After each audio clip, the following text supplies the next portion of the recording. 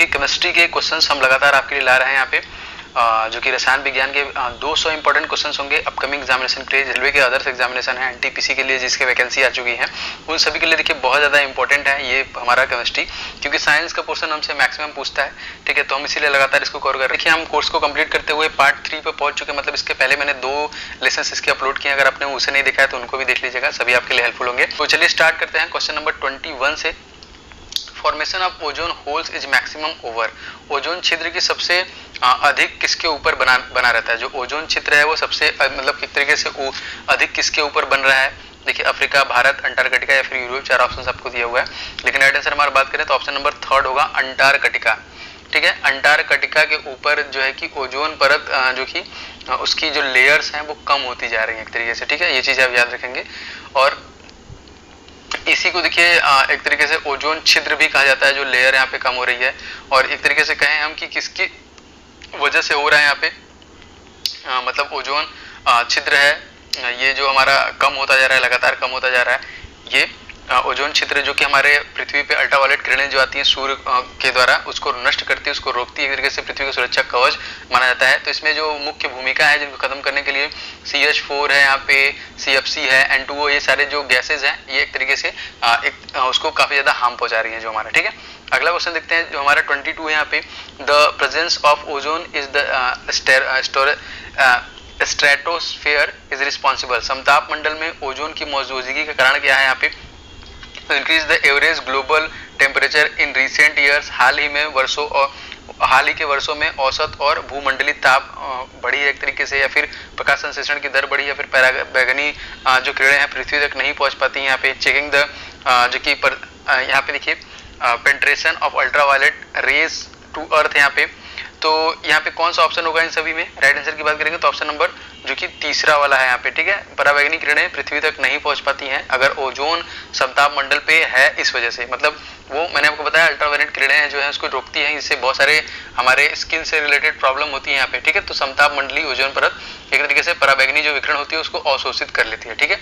चलिए next question पे चलते हैं। 23 देखते हैं, the advantage of the detergent over soaps is, साबुनों की तुलना में डिटर्जेंट का लाभ यहाँ पे क्या है आपको ये बताना है। तो डिटर्जेंट देखिए जल में विलय हो सकता है, डिटर्जेंट अधिक झाग नहीं देता है, डिटर्जेंट कठोर जल में भी झाग देता है, फिर साबुन केवल मृदु जल में ही झाग देता है, आपको ये बताना है यहाँ पे। तो राइट आंसर हमारा कौन सा होगा, ऑप्शन नंबर 3 होगा, डिटर्जेंट गिव्स यहाँ पे जो कि lather then even with hard water, detergent कठोर जल में भी झाग देता है, ऑप्शन 3 यहाँ पे देखिए सही होगा।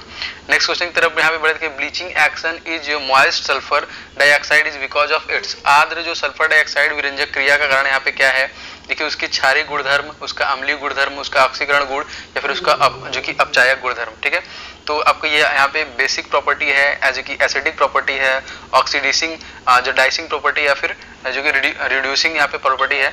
तो कौन सा राइट आंसर होगा यहाँ पे, ऑप्शन नंबर की बात करेंगे हमारा ऑप्शन नंबर देखिए 3 वाला है यहाँ पे, ऑक्सीडाइजिंग जो यहाँ पे प्रॉपर्टी है उसका ऑक्सीकरण गुणधर्म है, इस वजह से जो कि वो विरंजक क्रिया करता है यहाँ पे। नेक्स्ट क्वेश्चन चलते हैं 25वां, देखिए which of the following gases will be effuse out of football bladder most quickly, निम्नलिखित में से कौन सी गैस फुटबॉल ब्लैडर से सबसे जल्दी बाहर निकलेगी, ठीक है। तो ऑप्शन देखिए यहाँ पे क्या है, हीलियम है यहाँ पे, हाइड्रोजन, नाइट्रोजन, O2, ऑक्सीजन, सारे आपको यहाँ पे दिए हुए हैं।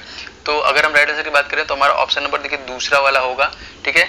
जो यहाँ पे H2 गैस है फुटबॉल के ब्लैडर सबसे जल्दी बाहर निकलेगी, हल्की गैस होने के कारण ही देखिए, तो हाइड्रोजन देखिए हल्की गैस होने के कारण ही यहाँ पे जो कि हाइड्रोजन गैस एक तरीके से उपयोग करके बाहर, मतलब जो हल्की गैस होने के कारण हाइड्रोजन गैस H2 जो कि बलून का उपयोग देखिए बलून में भरने के लिए होता है, किंतु ज्वलनशील होने के कारण आजकल जो कि इसकी जगह हीलियम या फिर हीलियम हाइड्रोजन मिक्सर करके देते हैं, जिसमें तकरीबन आप देखेंगे 85% के आसपास आपका हीलियम होता है और तकरीबन यहाँ पे 15% के आसपास आपका हाइड्रोजन होता है, ठीक है, याद रखेंगे इस चीज को। चलिए नेक्स्ट क्वेश्चन पे चलते हैं। यहाँ पे देखिए which of the following gases will, अच्छा ठीक है, यहाँ पे वही राइट आंसर हमारा हो गया। 26वां क्वेश्चन देखते हैं, विच इज जो कि एबंडेंट इज गोबर गैस, गोबर गैस का मुख्य घटक कौन सा आपको ये बताना है। यहाँ पे कार्बन डाइऑक्साइड है, मीथेन है, ऑक्सीजन या फिर हाइड्रोजन है। राइट आंसर की अगर हम यहाँ पे बात करेंगे तो ऑप्शन नंबर देखिए हमारा 2 वाला है मीथेन। यहाँ पे जो कि घरेलू उपयोग में लाए जाने वाली जो हमारी बायोगैस है उसमें गोबर गैस में जो मुख्य घटक हमारा मीथेन होता है।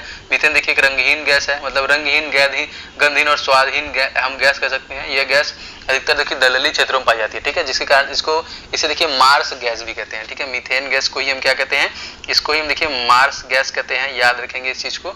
और ये देखिए बायोगैस या गोबर गैस में तकरीबन यहाँ पे 50 से 75% के आसपास की मीथेन गैस होता है, CH4, ठीक है। नेक्स्ट क्वेश्चन पे चलते हैं। यहाँ पे 27वां देखिए, which is the element that is in the highest percentage in the composition of the earth. पृथ्वी की संरचना में सबसे अधिक प्रतिशत जो कि किस तत्व का है यहाँ पे, सिलिकॉन, ऑक्सीजन, मैग्नीशियम या फिर आयरन, किसका है यहाँ पे आपको ये बताना है। तो अगर हम राइट आंसर की बात करेंगे तो हमारा ऑप्शन नंबर देखिए दूसरा है, ऑक्सीजन का। पृथ्वी की संरचना में ऑक्सीजन का जो कि सबसे ज्यादा परसेंटेज है। अगर हम परसेंटेज की बात करेंगे तो 46.5% के आसपास देखिए यहाँ पे ऑक्सीजन है। यहाँ पे सिलिकॉन की बात करें तो 27.72 है यहाँ पे, ठीक है। सिलिकॉन जो है कि याद रखेंगे, ठीक है, सिलिकॉन है। और अगर हम आगे बात करें यहाँ पे एल्यूमिनियम की, तो एल्युमिनियम तकरीबन 8.13% है, ठीक है। पहले पे हमारा ऑक्सीजन है, दूसरे पे सिलिकॉन है, तीसरे पे हमारा एल्युमिनियम है, ठीक है। ये चीज आप याद रखेंगे। नेक्स्ट क्वेश्चन पे चलते हैं। यहाँ पे देखिए, what is the chemical name of baking soda. Baking soda मतलब हमारा खाने वाला जो सोडा होता है उसका रासायनिक नाम क्या है, sodium carbonate, sodium bicarbonate, sodium nitrite या फिर सोडियम नाइट्रेट, ठीक है। तो राइट आंसर हमारा क्या होगा, ऑप्शन नंबर देखिए जो सही होगा ऑप्शन नंबर दूसरा वाला होगा, सोडियम बाइकार्बोनेट, ठीक है। सोडियम बाइकार्बोनेट इसका देखिए राइट आंसर होगा। नेक्स्ट क्वेश्चन देखते हैं 29वां। देखिए, PVC is obtain by the मतलब पॉलीमराइजेशन इज ऑफ, मतलब PVC किसके बहुलीकरण के कारण यहाँ पे होता है, आपको ये आपको बताना है यहाँ पे। तो देखिए PVC मतलब क्या, पॉलीविनाइल क्लोराइड होता है यहाँ पे, जो कि विनाइल क्लोराइड के लिए फलस्वरूप होता है। तो ऑप्शन इसका जो सही होगा ऑप्शन नंबर देखिए दूसरा सही होगा यहाँ पे, ठीक है। Option number second is the right answer. Next question पे चले। अगर हम 30वां क्वेश्चन देखें, विच is the element required for solar energy conversation. सौर ऊर्जा के रूपांतरण के लिए कौन से तत्व यहाँ पे आवश्यक है, आपको ये बताना है यहाँ पे। तो राइट आंसर हमारा क्या होगा यहाँ पे, बेरिलियम दिया है, टेंटनम दिया है, सिलिकॉन दिया है, फिर अति शुद्ध कार्बन यहाँ पे दिया है। तो राइट आंसर हमारा ऑप्शन नंबर तीसरा वाला होगा, देखिए सिलिकॉन, ठीक है। सौर ऊर्जा के रूपांतरण के लिए सिलिकॉन देखिए सबसे ज्यादा इंपॉर्टेंट होता है, जो कि सौर बैटरी या फिर जो कि सौर सेल फोटो एक तरीके से उसमें इसका इस्तेमाल किया जाता है, ठीक है। तो option number 3 is the right answer. तो देखिए हम लगातार 200 इंपॉर्टेंट क्वेश्चंस को देखेंगे जो केमिस्ट्री के लिए मिलेंगे अपने नेक्स्ट सेशन में। Thank you.